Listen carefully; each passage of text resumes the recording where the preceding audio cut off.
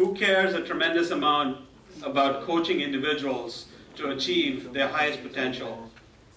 Mark Anderson is an accomplished executive, first and foremost. He has served as VP of Marketing in two very significant companies, one of which is Location Labs, which some of you may know is one of the leading location-based services provider. He also was in a similar role at Credo Mobile, which is a large reseller of wireless services in the city. So he knows that space really well. He's also a teacher. He was, prior to his professional career, he actually taught in a variety of situations. And finally, he's an artist. He is a dancer. He's actually he participated in the U.S. Salsa Finals. So he's quite accomplished in many ways. So it is really a great honor and privilege for us to have Mark, and I invite him to give us a talk on how you can all be fast trackers. Yeah. And by the way, before I have Mark on board, my name is Ashok Ramaswamy. I'm a member of the board of Thai Silicon Valley. And we host over 60 programs every year, obviously for the benefit of the membership. And one of the things we would love to have you do, every one of you, we would like you to become ambassadors for Thai. And specifically, if you like what you see here, please tell your friends. If you have suggestions on how we can improve things, please tell us. And if you have the ability, please sign up at least one other member like you. So with that, let me invite Mark to come and impart his insights. Dr.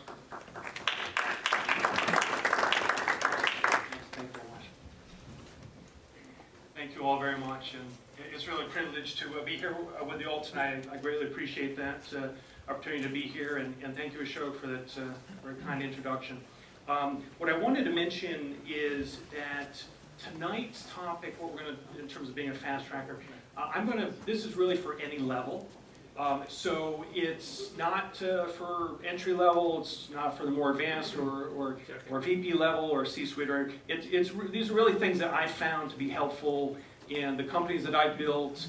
Also, I managed a business school at a college as well and was coaching students and alumni there.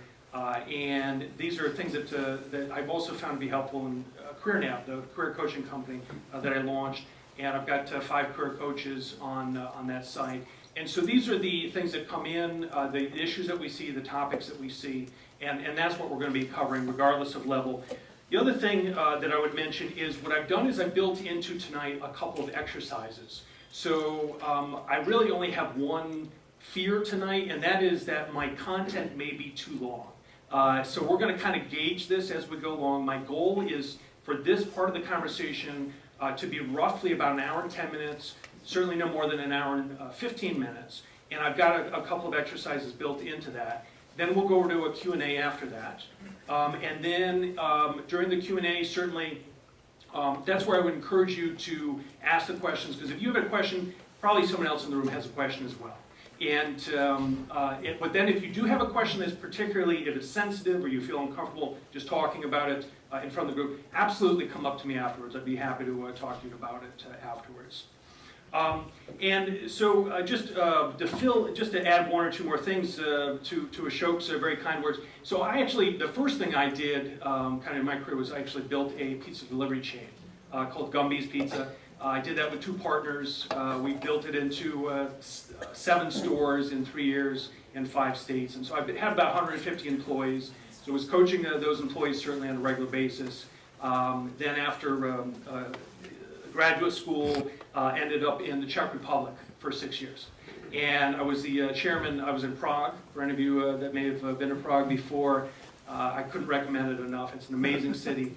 And I was managing a business school there, and on a daily basis coaching the students and alumni. And so that was a tremendous learning experience for me that I've incorporated in tonight as well. And then now, most recently, VP of Marketing before CareerNav at 2 mobile companies.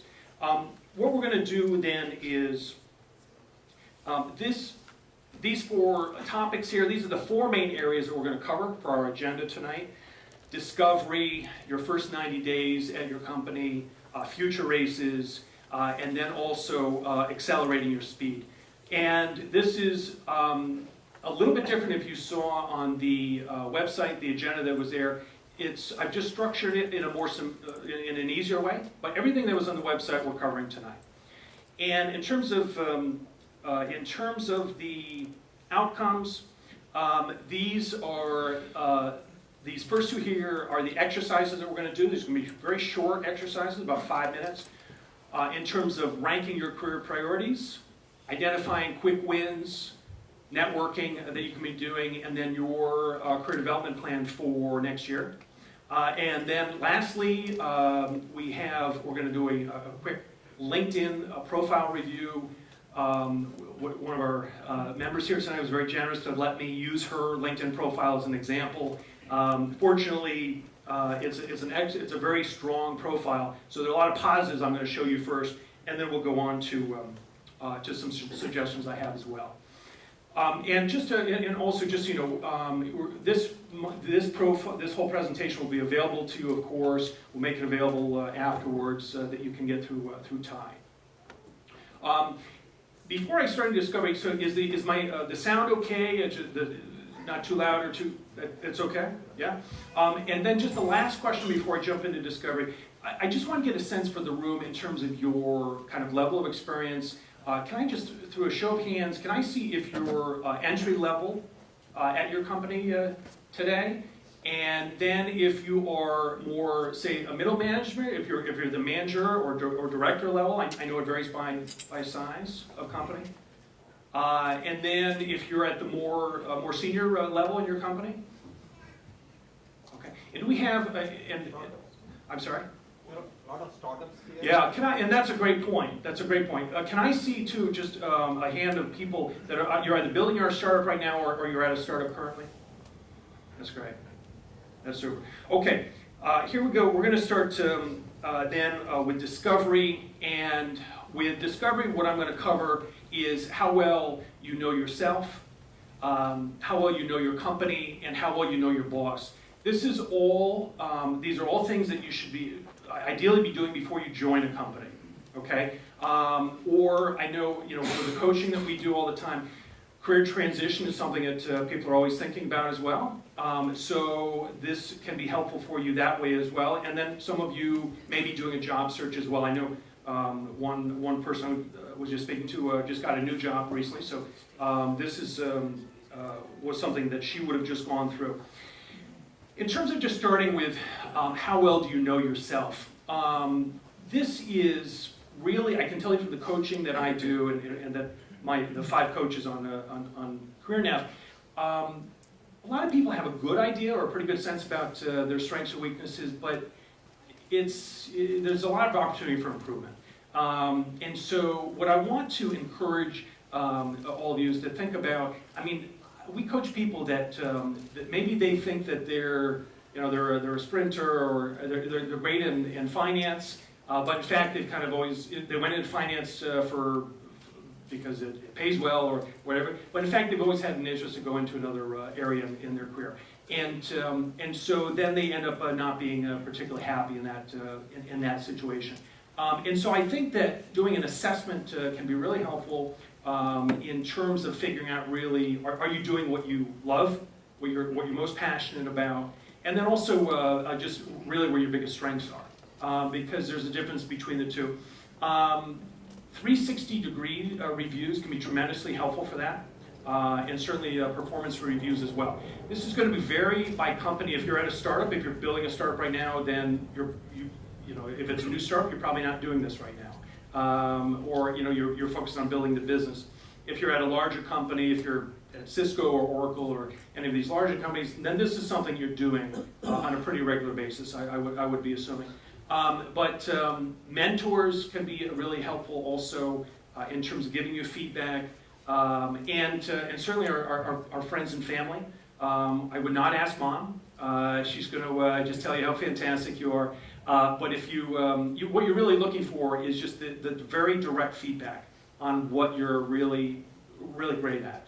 And the point here I want to do is it can be hard for people to get perspective on this a lot of times. And so I want to talk about assessment testing in particular. My personal view with assessments, I think there are a lot of good assessment tests out there, but there are a couple in particular I think are really fantastic. And the one I'm going to recommend, we're not even offering it today, so I'm not doing this in a self-serving way. But DISC is a very good assessment test, and just so a show of hands, have anybody taken the DISC before? Okay, so about three of us. I've done this as well. It's very helpful in terms of, I'll just show you what it covers here. It's the first four words there: decisive, interactive, stability, and cautious. And so it gives you a behavioral profile of yourself, so you can understand that, and that can be really helpful in figuring out what type of company, what type of career you should be entering. And it covers other things as well that you see in the slide. Just so you know, if you want to, there's actually that link, that URL at the bottom of my slide there, that's actually a free DISC if you want to take that. So when you get this, you can, it's on TonyRobbins.com. I signed up for it. It has not been spammy. I think they sent me one email since I did it there. And it was very helpful in that way. If you want to go deeper, Berkman is actually one of my favorite assessments right now. And where they go deeper is most assessments will give you a behavioral profile, but Berkman will also go into what your needs are as a person, and it will also give you a profile of what your stress reactions are if your needs are not met. Okay, so this is actually, this is my Berkman for just one section. This is a real profile that they sent back from me. It's not made up. And basically, what is profiling, they profile a number of different areas, but how I relate to persons in authority. And for me, just personally, what I need, my overview is I have a healthy respect for established authority, and it's also easy for me to take charge and direct activities. Self-assertive, seeks to influence, enjoys exercising authority.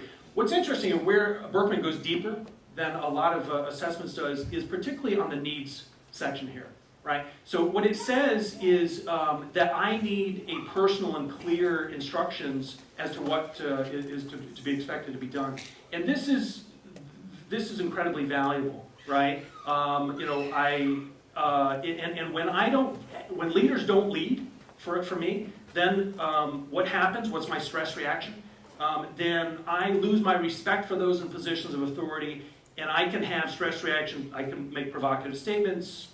I can be unduly assertive, bossy, or domineering. Okay, I'm showing you the good and the bad. But this is the depth it gets into on a Berkman, and so. I'll just use, I was at a company, this is not the last company I was at, but, and the person in the leadership position was not leading as clearly as I would have liked, and I snapped at this person in an executive meeting. I just became started making these provocative statements. And I walked out of the meeting afterwards. I said, why in the world would I do that? She's a leader. She's a great leader, but just on that particular day, I didn't feel like she was being clear enough in her leadership, and it got under my skin a little bit, and so I started realizing this. And then when I got my Berkman back, I realized I've actually done this a couple of times in the last 5 years, and it's just all it's doing is hurting me, right? And so but this is what the Berkman can do. It can give you this insight, and then and now I've been able to think about it. So if I since I got this, if I'm in a similar situation, I just try and hold my peace and instead of just coming out with these provocative, sometimes off-putting statements. The other thing you can do with Berkman that's incredibly helpful is it also, for people, if you're doing a career transition or you're trying to figure out what you want to do next, it will give you a ranking of your best job families. And these are my results. These are the top 4. It actually, I think it was about 14 or 15 job families it ranks for you. And it's a ranking, so it's literally showing you what you're best suited for and what you're worst suited for. And so for people that, we're coaching all the time, and regardless of age, we hear this all the time, Some people, they just say, I don't know what I don't know what I want to do next. I just kind of feel lost. This is, I guarantee you, this is not age related. We hear this all the time from people in their 40s, 50s, regardless. And that's where Berkman can be particularly helpful. And then it can even get more granular in terms of, it literally gives you job titles. Okay, and this is really, this whole career management section of Berkman is particularly valuable for that. So if you're trying to figure out what to do next, to actually be getting recommended job titles is very helpful in that sense.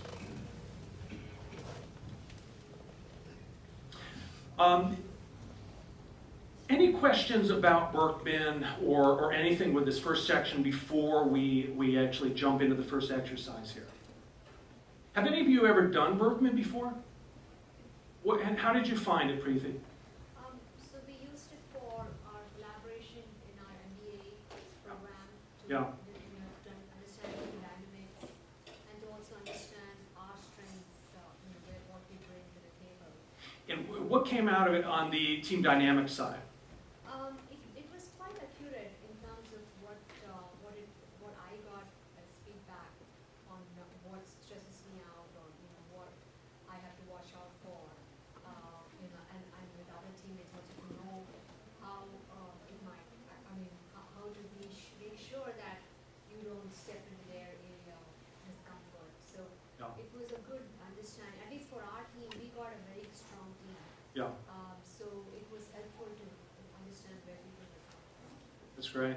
Preeti's also hit on a very important point that I didn't mention about Berkman is it will, if you're doing it as a team, if you're let's say if you're managing a team, then you have the Berkmans for your entire team, and it will tell you how best to manage those people in terms of, so if this gentleman is the leader of this team here, it will tell him that this gentleman responds best to very direct feedback, hypothetically, and that this lady needs kind of a balanced approach, maybe a little bit of a more diplomatic approach, introduction before you go into very direct feedback. And because everyone's profile is different.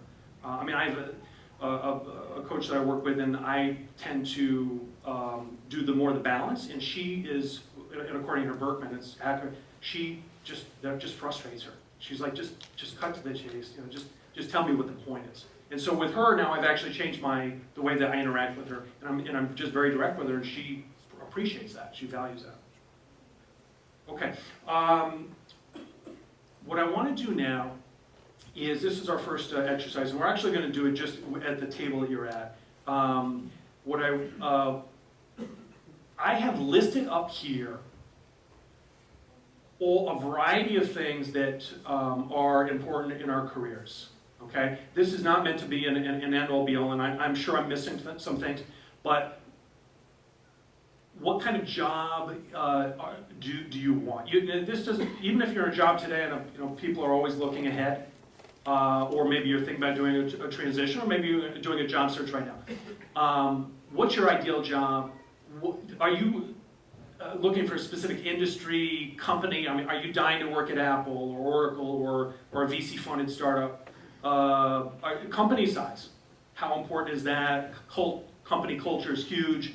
Total compensation, I say compensation, obviously, there's a lot of elements to it. There may be, I've coached people before, one woman had a pre-existing condition, and so actually joining a company that had a tremendous health plan had to be one of her critical priorities. Location, commute. I was just coaching a woman recently who was thinking about leaving a company. The commute was just killing her. Work-life balance, family-friendly. This is, before we start this exercise, are there other things that we should be thinking about, or any others that, what are other priorities? There are other things that you think about when you're looking for your next? Growth opportunity. Yeah, that's a great point. Growth opportunity. I'm sorry. A good boss. Yeah, that's a great. How do I not have that up there? I've got a whole section on tonight of the presentation up there. Thank you for saying that, and I'm sorry. It was really a growth opportunity where you have the opportunity to learn a variety of roles on the Yeah, that's a great, absolutely. Personal branding, so that it's a way for you, if I take this job, or having the ability to add to your personal branding. Yeah. So those are just some other ones that you can think about: personal branding, gaining. I'm sorry, please. This may be commute related, but travel. Yes, Some sir. people like travel, some people don't. That's a really important point. I had, there was a woman I was coaching recently. She left her extremely well-paying job because of the travel was just too much. Exciting and relevant work profile, Yeah, yeah, whether it's relevant for career or not. absolutely, absolutely. Any others before we begin? Thank you for adding that. I'm going to do it from memory and add those next time. That's great. Okay, so here, this is how this is going to work. Think about what's most important to you, and this is a ranking. Okay, you are to rank the top 3 things, whether it's on this list or what anyone else just mentioned, or not mention all. Just it's important to you. What's your single most important thing for you in your career? Your second, and then your third. Please just take a minute to just come up with that top 3 list yourself right now, and then we're just going to spend about 3 or 4 minutes just turning to our table mates, just talking to our table mates about what that prioritization is. And then we'll restart.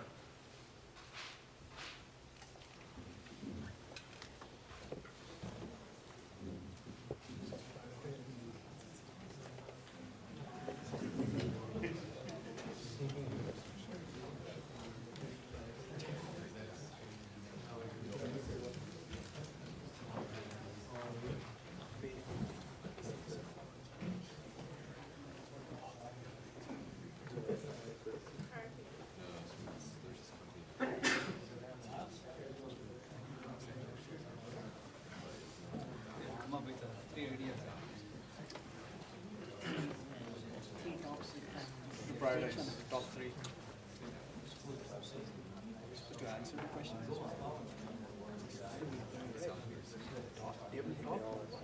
I think individually we're supposed to, for ourselves, what is the top 3 priorities, and then after a few minutes, something rather something like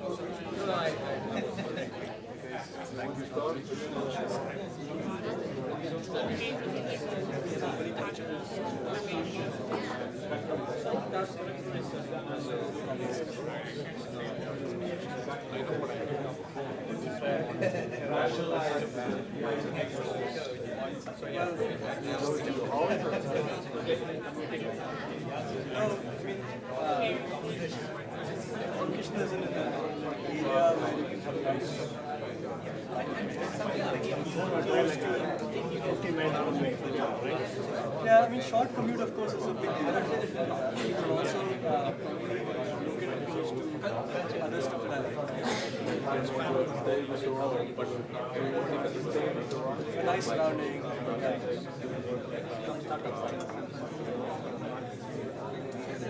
That's actually a nice thing. Short commute. Commute and location is just a design. I think both should have travel.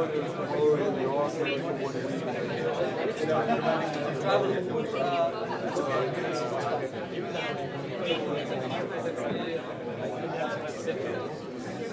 compensation is second. Company culture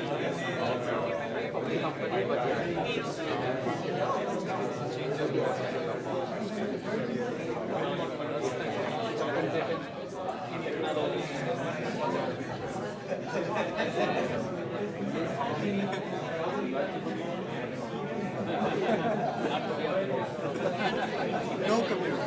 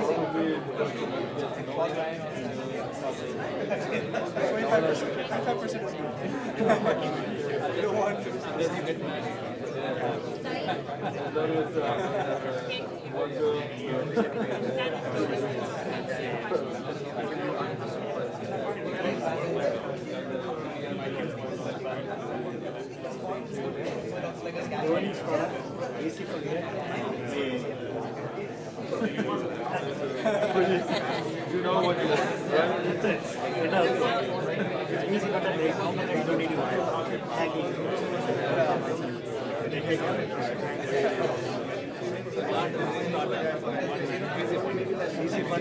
growing startup.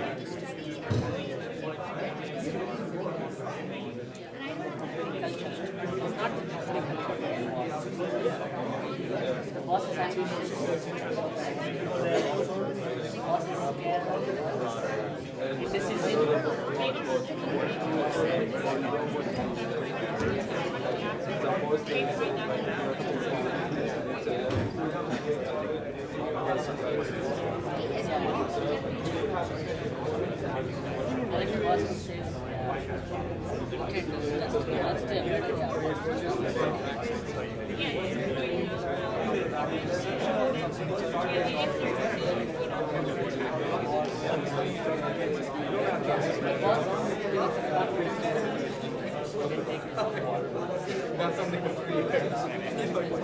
You should know this pretty well, but it's a chapter where you're going to do more of it. How the process ends. What's it?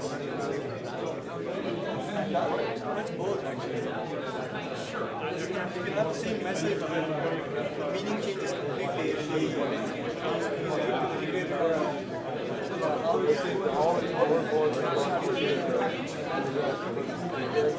Thing to do that's always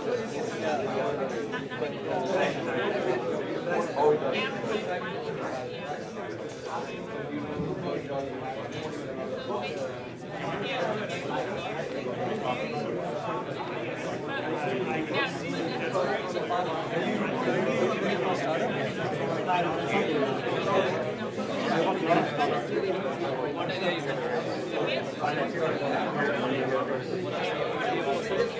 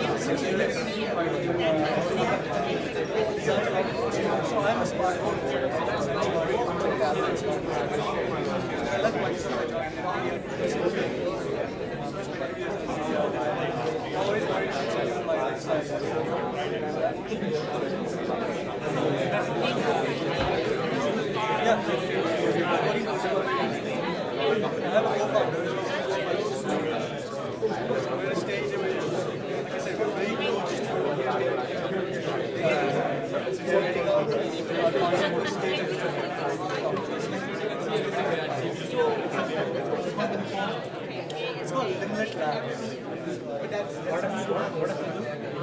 So we're so the company is essentially a software type. We're building mobile applications and mobile and web apps. So our company's the problem basically it's like social media marketing. So retailers, brand managers, we're building a tool that allows them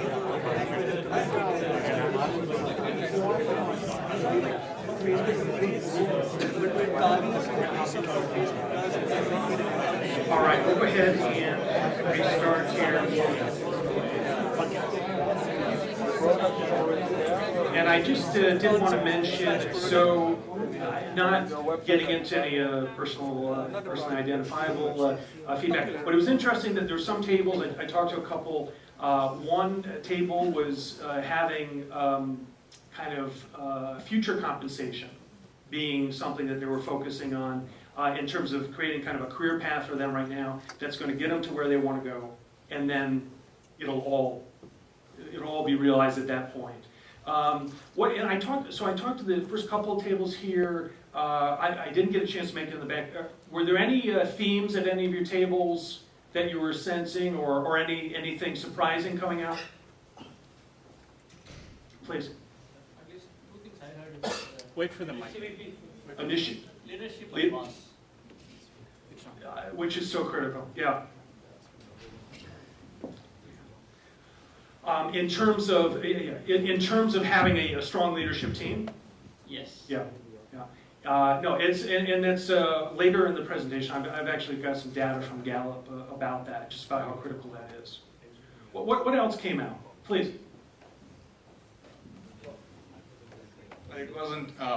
It was just my interpretation of the conversation. Sure.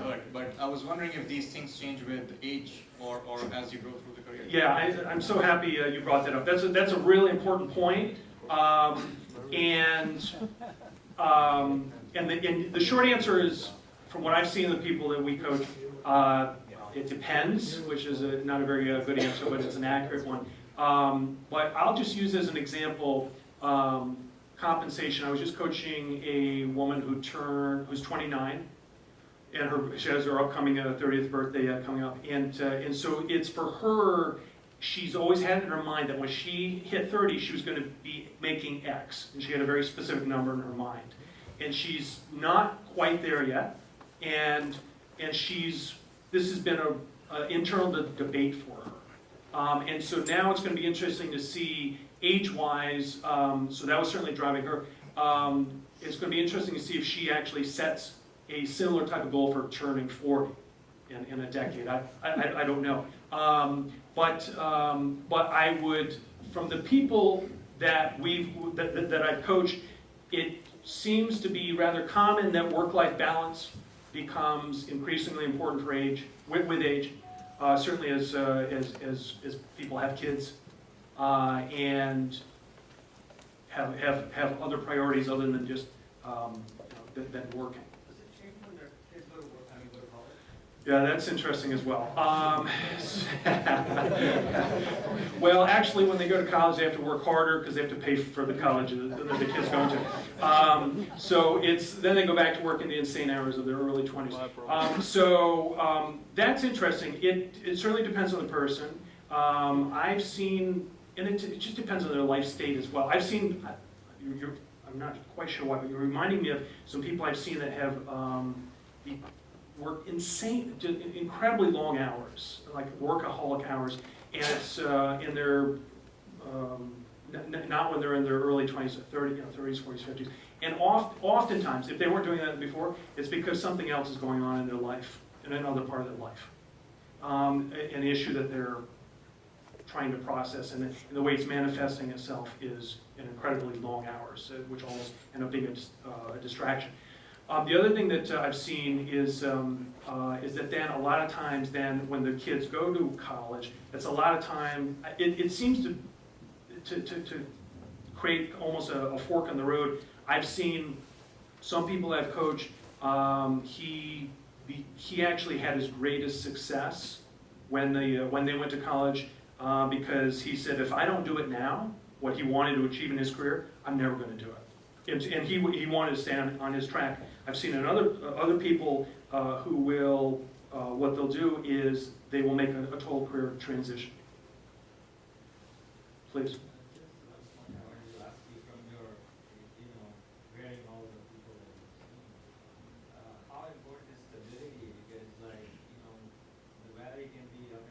Sure. And also age-related reasons for stability, or a good company which doesn't lay off kind of a situation. So, what's the factoring of that particular aspect? So that's an interesting question because stability, it really starts with our behavioral profile to begin with. So it depends on who we are. I mean people and they're doing extremely entrepreneurial things that they took out a second mortgage on their home to launch their company, right?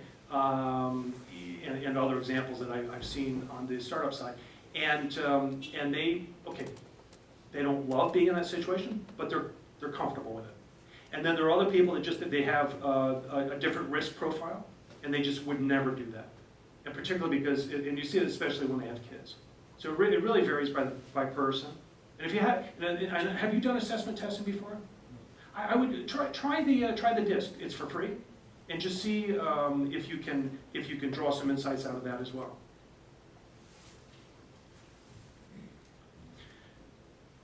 Okay, we're moving on now, and now we're going to talk about how well do you know the company. Have you ever had this feeling before you join a new company and you feel like you're the giraffe surrounded by zebras? I've done this before. I'm like, how did I end up here? I mean, it's and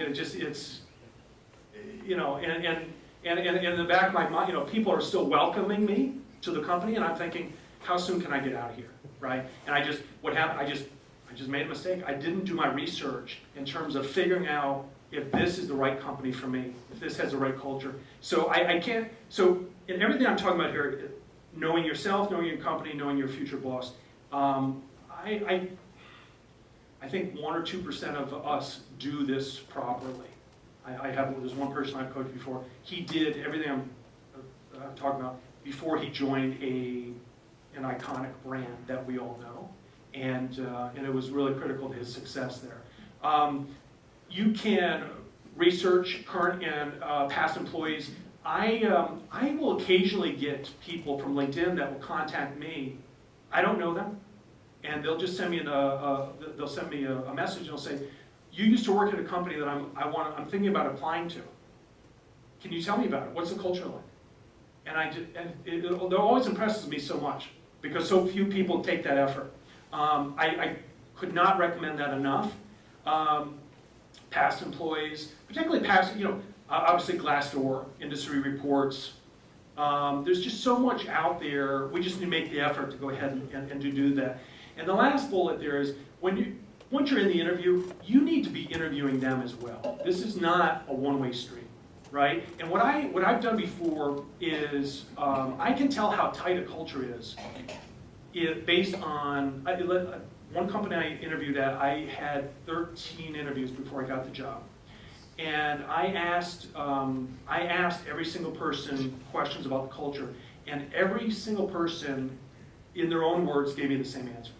And I was like, this is really impressive. I mean, this is a company that knows who they are. They know what their mission is in the culture. And I've done that at other companies, and I felt like I was at 5 different companies with 5 different answers. So I really encourage you to dig into getting to know the company as much as possible, and then your boss. So I'm going to show you some data a little bit later on. And now here we are. So it came up sooner than I was expecting. Number one reason that people leave the company, it's a relationship with their boss. Bad management. Okay, this is, even when I was showing the earlier slide, I said, what other things should we be thinking about? A couple of you immediately said boss, right? People leave managers, not companies. People leave managers, not companies. A woman I was coaching recently, and who I was trying to connect to by phone, coming down here, again, loves her company. She's at a company that the world knows. Some of you may even work there. She loves her company, loves her job. She's got, her total compensation is better than she's ever had in her life. And she hates her boss. Her boss is, and she's giving me the, sometimes, they're always, they're always 2 stories, right? 2 sides to the story. Sometimes I hear the stories, I'm like, yeah, it sounds like your boss that you're creating challenges for your boss. I know this full story, and he's just, I would not want him for a boss. And so she's going through that debate right now. Does she stay or go? She's never been happier, except for the fact that she has to report to this guy every day and deal with the challenges of reporting to someone like that. 40% of employees work for bad bosses, according to Florida State University. When I was living in Prague, I left the college and I was interviewing for a country manager position, and I met the founder, and within an hour he said 2 disparaging things about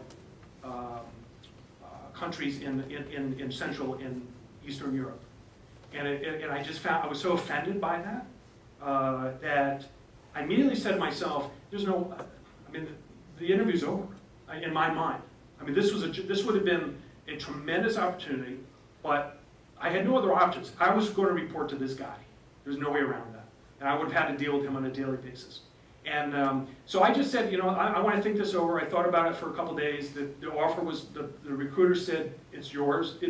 I was the lead candidate. And I just had to tell him, I said, I'm just going to have to pass.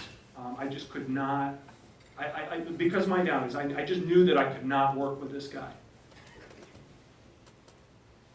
Okay. That's the first section, that's discovery. Now we're transitioning into your first 3 months. Before I do that, any questions or comments about discovery? This is kind of a joke because your first 3 months are supposed to be, your honeymoon. If you're ever going to get a honeymoon in a company, it's in your first 3 months, right? But a lot of times it really doesn't feel like a honeymoon, right? But this is where you're going to get people, HR saying, oh, let me show you where the coffee maker is, and let me show you, you got to sign up for all the HR stuff and learn the company culture. And in most development people say it takes up to a year to learn the culture at a company. And so even though this is kind of the outward-facing thing of what you're dealing with in your first 3 months, the metaphor here is, what I want to suggest to you is that in your own mind that you be on your own clock in terms of what you're going to deliver in the first 3 months. Take the honeymoon, let me restate that. If they say, it's going to take you a while to get up to speed, say, yeah, no, you're right. You're right. Don't under-promise is what I'm trying to get at. Okay? And during these first 3 months, getting to know your boss, this is number one reason that people leave the company. This is critically important. And most people don't go deep enough. What's their communication style? Okay? I joined a company and the founder is a face-to-face guy. Everything's face-to-face. And I didn't understand that at first. And I kept sending him these emails. He goes, oh, you really like email a lot. And I said, yeah, no, I do. And it took me, he kept saying, he was a very polite person as well. And I didn't realize I was really annoying him. And then finally, when my colleagues had the good sense to let me know, Mark, you're really annoying him with all your emails. So it was my responsibility to adjust to him. He's the owner of the company, right? It's not the other way around. Some people are very direct.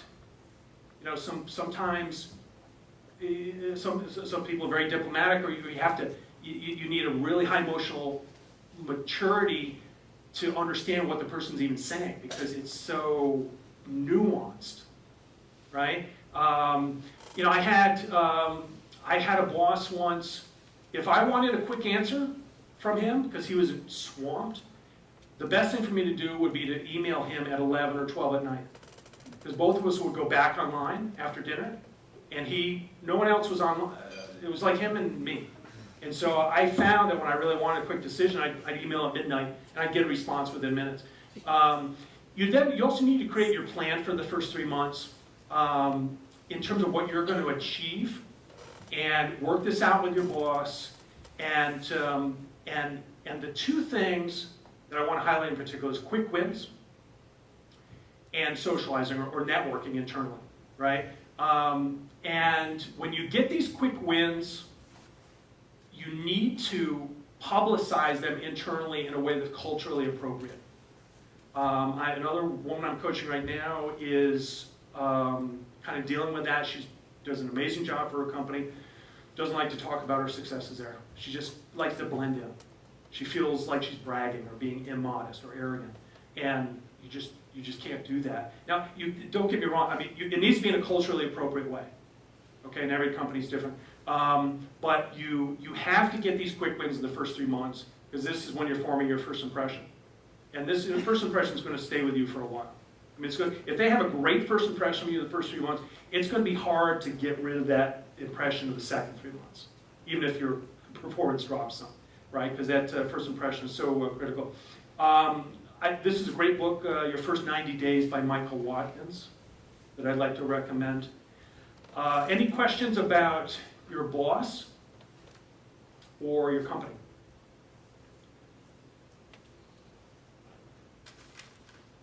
Question, Please. what about your boss during the first 3 months? That's a great lead-in. Very, very timely. I'll give you the $5 later for that intro. So this, you just hit on a really important point. Two things I want to say from this outset. People feel awkward, oftentimes, about building a relationship with their boss's boss.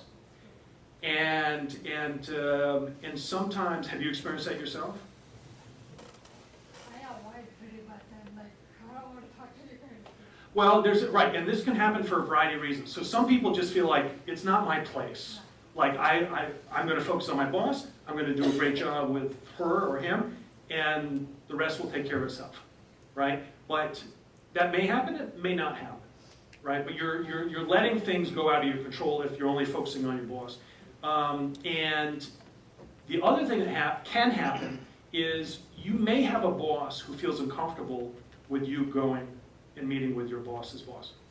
So just like promoting yourself about your quick wins internally has to be done in a culturally appropriate way, this has to be done in a culturally appropriate way as well. And it has to start with your boss. This is a conversation with your boss. And all this is saying is, are you okay with me having an occasional lunch with your boss, just so I can hear what is the latest in the company and directly from the source? And please. So if it's an occasional Hold on one lunch, second. I don't.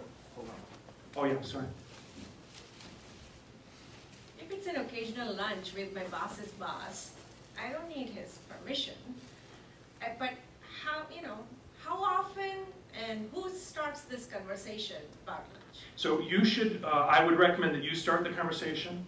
And I think you're looking. It varies by company and what you're comfortable with. But I think you're looking at either monthly or quarterly. And sorry. So you send an invite. Yes, I would like to just recommend, just assuming you have a good relationship with your boss, I would like to just suggest, I have heard from people that we've coached that their boss has said, is there a problem? Or I heard you're going to lunch with my boss next week. Is there, what's going on? It can't, this happens, okay? So all I'm saying is just make a quick, it's a quick FYI. Is it? If your manager asks, is there a problem, you should say, no, not at all, just having social time. You know, at the end of the day, we have to take the approach that we feel comfortable with. So I'm feeling that your preference is to not tell your boss. I can't tell my boss, he doesn't have to know what I'm doing. Oh, if that is totally your approach that works for you. So If you ask your manager, it'll make everybody uncomfortable. It'll make the manager uncomfortable.